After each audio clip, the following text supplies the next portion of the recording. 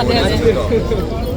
ആ സമയം പ്രൈസ് ഞാൻ പറയാനില്ലെന്നറിയോ, പ്രൈസ് പറയുന്നത് വലിയ സീനാണ്. അതിന്റെ വീഡിയോസ് കണ്ടിട്ടായിരുന്നു കണ്ടിട്ടായിരുന്നു. കുറെ പേര് അത്ര റേറ്റ് ഇല്ല എന്നൊക്കെ പറഞ്ഞിട്ട് ആ വീഡിയോസ് ഒക്കെ കണ്ടായിരുന്നു.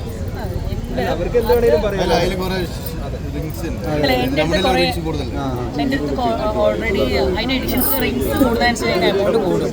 എൻ്റെ അടുത്ത് ഓൾറെഡി അത്യാവശ്യം എക്സ്പെൻസീവ് സാധനങ്ങളുണ്ട്.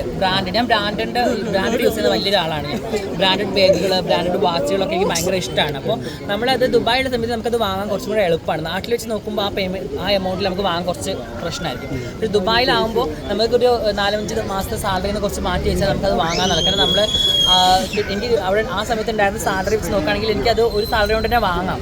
പക്ഷേ നമുക്ക് കുറച്ചും കൂടെ വീട്ടിലേക്ക് കുറച്ചും ക്യാഷ് അയക്കാനുണ്ട്. വീട് പണി നടക്കുന്നുകൊണ്ടിരിക്കുകയായിരുന്നു, കുറേ കാര്യങ്ങളുണ്ടായിരുന്നു, അങ്ങനെയൊക്കെ ഉണ്ടായിരുന്നു. അപ്പോൾ അതുകൊണ്ട് നമുക്ക് വാങ്ങാൻ പറ്റില്ല. പിന്നെ അത് കഴിഞ്ഞ് ഞാനൊന്ന് ഫ്രീ ആയി സ്വന്തമായിട്ട് ഷോപ്പും ഒക്കെ റൺ ചെയ്ത സമയത്താണ് ഞാനിങ്ങനെ ഓരോന്നിങ്ങനെ എനിക്ക് ഇഷ്ടപ്പെട്ട സാധനങ്ങൾ